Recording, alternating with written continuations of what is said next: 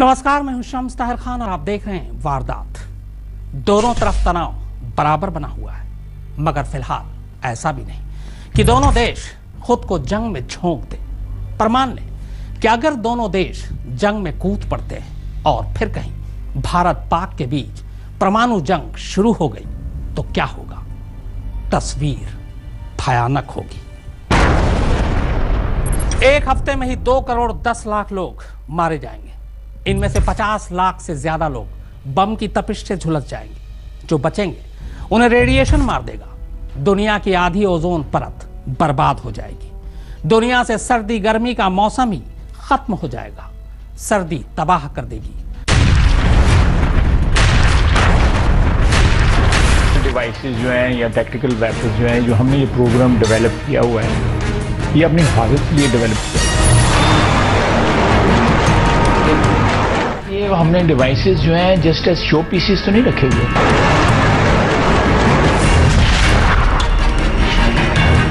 अल्लाह ना करे कोई ऐसा मौका आया, लेकिन अगर हमारी सलामती को खतरा हुआ तो हमने इसको नाबूद कर देंगे।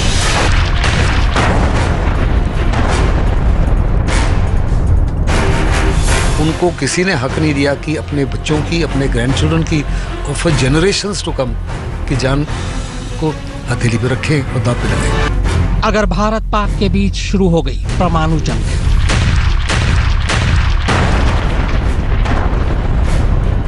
एक हफ्ते में मारे जाएंगे 2 करोड़ 10 लाख लोग। आधे से ज्यादा उसी वक्त बम की तपिश से जल जाएंगे। बाकी जो बचेंगे वो रेडिएशन से मारे जाएंगे। दुनिया की आधी ओजोन परत बर्बाद हो जाएगी, यानी सर्दी गर्मी का मौसम ही खत्म हो जाएगा। वनस्पतियों और पेड़ पौधों का नामो निशान तक मिट जाएगा। आधी दुनिया के 2 अरब लोग भूख से मर जाएंगे। परमाणु सर्दी से तबाह हो जाएगा दुनिया का एक बड़ा हिस्सा।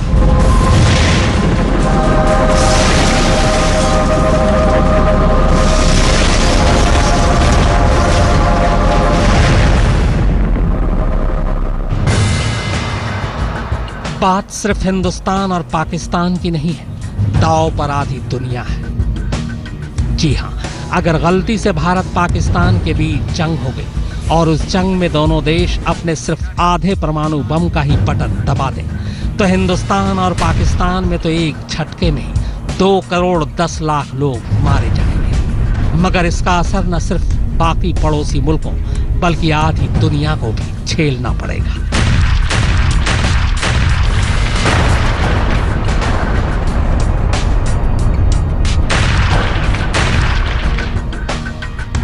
भारत और पाकिस्तान के पास जो परमाणु बम है, उनमें से हर बम हिरोशिमा पर गिराए गए 15 किलो टन वाले बम के बराबर है। ये बम जैसे ही गिरेंगे, सबसे पहले इसकी गर्मी, तपिश और रेडिएशन लोगों को मारेगी। उसके बाद भी जो बच जाएंगे, उनके लिए जीना इतना आसान नहीं होगा।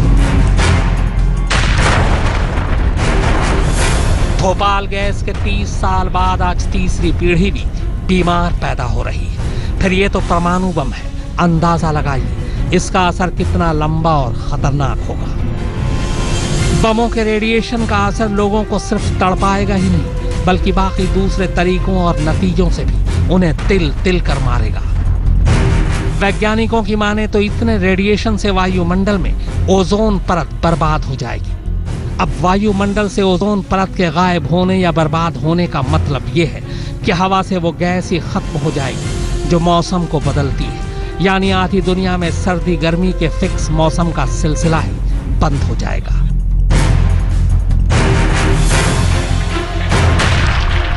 ऐसे में बहुत मुमकिन है कि इस जंग के बाद ऐसी भयानक सर्दी पड़े कि दुनिया से वेजिटेशन यानी पेड़ पौधों का नामो निशान ही मिट जाए। ऐसे में इंसान की हालत क्या होगी, यह आसानी से समझा जा सकता है। वैज्ञानिकों की माने तो दोनों देशों के बीच एटमी जंग की सूरत में 2 करोड़ 10 लाख लोगों की मौत तो पहले ही हफ्ते में हो जाएगी। मौत का यह आंकड़ा दूसरे विश्व युद्ध में मारे गए लोगों की तादाद के मुकाबले आधी होगी।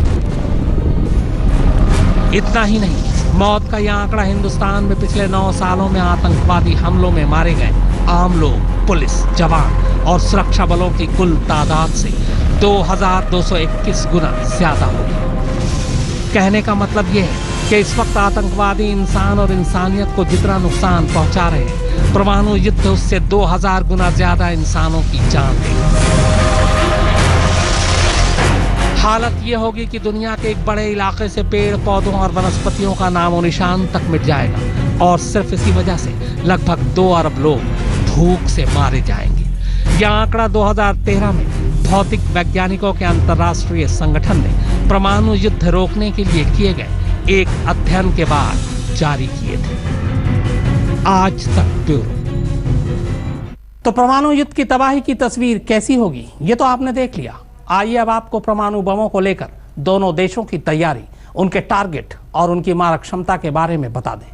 पाकिस्तान के पास जो 130 परमाणु बम हैं, उनमें से 66% जमीन से मार करने वाले वो बम हैं जिन्हें बैलिस्टिक मिसाइलों से दागा जाता है, जबकि 28% परमाणु बम वो हवा से गिरा सकता है। परमाणु बम से लैस उसके मिसाइल भारत के 4 सबसे बड़े शहर दिल्ली, मुंबई, बेंगलुरु और चेन्नई पर हमला कर सकते हैं। अब जो है ना, अब वेपन्स बहुत ज़्यादा, एक्यूरेसी, लिथैलिटी ऑफ वेपन्स बहुत बढ़ गए। हमारे पास नहीं, दोनों के पास है, आपके पास भी है, हमारे पास भी है। भारत और पाकिस्तान, इन दो मुल्कों को मिलाकर परमाणु बमों की कुल तादाद करीब 250 के आसपास है।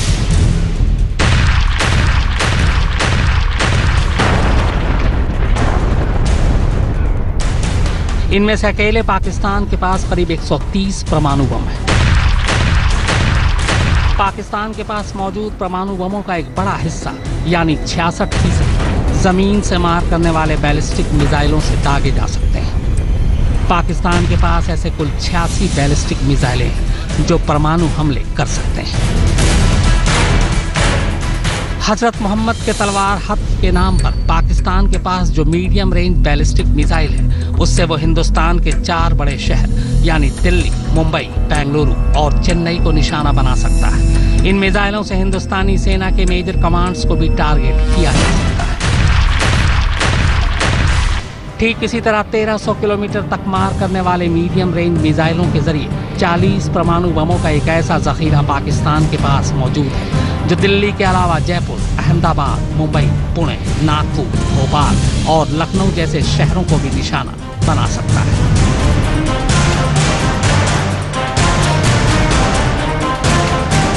बेंगलुरु के ही national institute of advance studies की एक रिपोर्ट के मुताबिक 12वीं सदी के अफगान शासक मोहम्मद गौरी के नाम से तैयार ये मिसाइल इतने खतरनाक हैं कि एक बड़ी आबादी को एक ही झटके में खत्म कर सकते हैं। ठीक इसी तरह शाहीन 2 के नाम से पाकिस्तान के पास मौजूद 8 मीडियम रेंज की मिसाइल कोलकाता समेत पूर्वी तट के शहरों पर परमाणु हमले कर सकते हैं और ये 2500 किलोमीटर तक मार करते हैं। जबकि पाकिस्तान के पास गजनवी के नाम से 16 शॉर्ट रेंज मिसाइल भी है। 270 से 350 किलोमीटर की मारक क्षमता वाले इन मिसाइलों को उसने लुधियाना, अहमदाबाद और दिल्ली के आसपास के ठिकानों के लिए रखा हुआ है। पाकिस्तान के पास 60 किलोमीटर के शॉर्ट रेंज वाले नसर मिसाइल भी हैं, जिन्हें वो ज़रूरत के मुताबिक अपनी तरफ बढ़ते हिंदुस्तानी फौज पर अपनी ही सरजमीन पर भी हमला कर सकता है। पाकिस्तान के पास 350 किलोमीटर की दूरी तक मार करने वाले 8 न्यूक्लियर क्रूज मिसाइल भी हैं, जबकि अपने पूरे जखीरे के 28% परमाणु बमों का इस्तेमाल पाकिस्तान हवाई हमलों में कर सकता है। इसके लिए उसके पास F-16 और मिराज जैसे विमान हैं, जिनसे वो हवा से 36 परमाणु बम गिरा सकता है। आज तक ब्यूरो। पाकिस्तान का ऐसा कोई कोना नहीं जो भारत के परमाणु बम से बच सकता है। भारत की एटमी ताकत पूरा हिंदुस्तान 32 लाख वर्ग किलोमीटर में फैला है, जबकि पाकिस्तान सिर्फ 7 लाख वर्ग किलोमीटर में सिमटा है। जाहिर है पूरे पाकिस्तान को निशाना बनाना भारत से कहीं ज्यादा आसान है। भारत ने अपने करीब 56% परमाणु बम जमीन से जमीन पर मार करने वाले मिसाइलों में तैनात कर रखा है, जबकि बाकी हवा और समंदर के जरिए पाकिस्तान का ऐसा एक भी इलाका नहीं है जो भारत के परमाणु बम के रेंज में ना आता हो।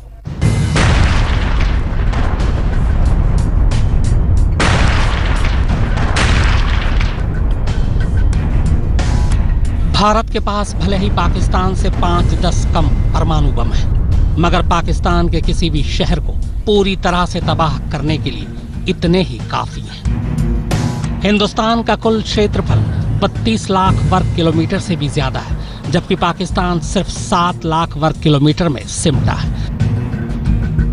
यानी हिंदुस्तान के राजस्थान, मध्य प्रदेश और महाराष्ट्र जैसे 3 राज्यों को मिला दिया जाए तो उससे भी कम। हिंदुस्तान ने अपने परमाणु हथियारों के जखीरे के आधे से ज्यादा यानी 56% हिस्सा जमीन से जमीन पर मार करने वाले पृथ्वी और अग्नि जैसे बैलिस्टिक मिसाइलों में तैनात कर रखा है। इसके अलावा K-15 सागरिक पनडुब्बी में 12 परमाणु हथियार मौजूद हैं। इन्हें हिंदुस्तान ने न्यूक्लियर पावर से लैस INS अरिहंत नाम की पनडुब्बी के लिए भी तैयार कर रखा है।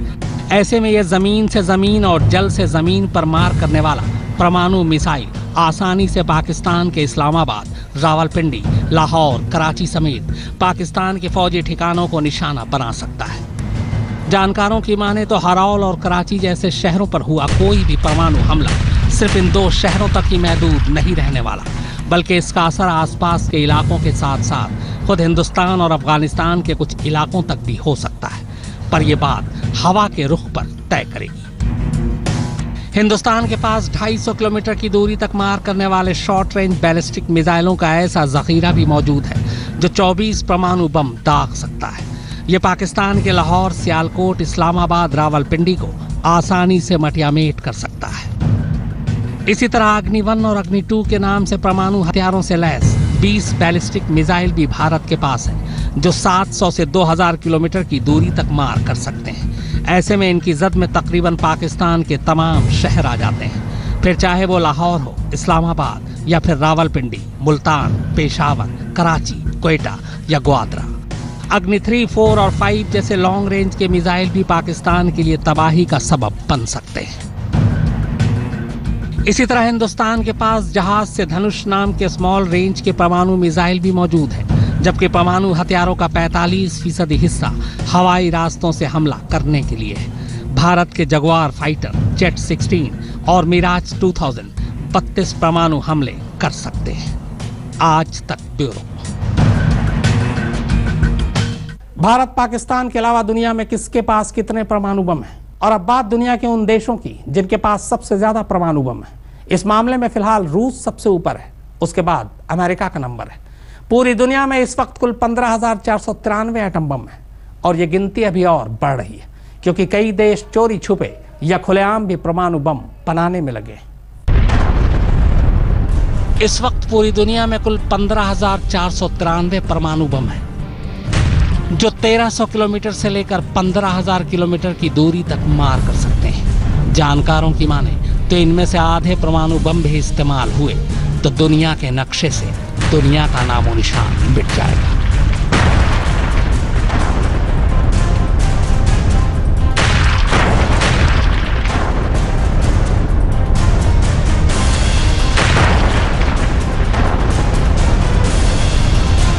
आइए आपको बताते हैं कि भारत और पाकिस्तान सहित इस वक्त किसके पास कितने परमाणु बम हैं।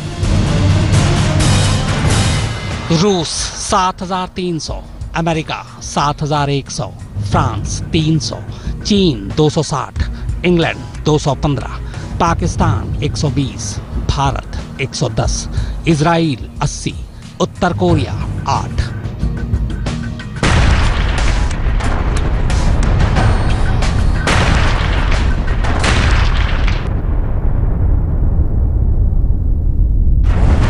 सबसे ज्यादा परमाणु बम रखने वाले रूस के पास ही सबसे ज्यादा दूरी तक मार करने वाले भी परमाणु बम हैं। रूस 11,000 से लेकर 15,000 किलोमीटर की दूरी तक परमाणु बमों से हमला कर सकता है, जबकि अमेरिका के पास 9,650 किलोमीटर से लेकर 13,000 किलोमीटर की दूरी तक मार करने वाले परमाणु बम हैं।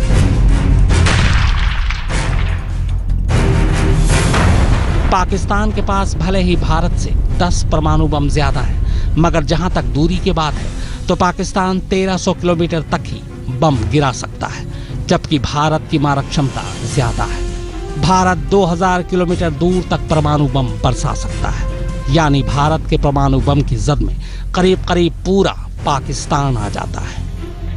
तो वारदात में फिलहाल इतना ही, मगर आज तक पर खबरों का सिलसिला लगातार जारी।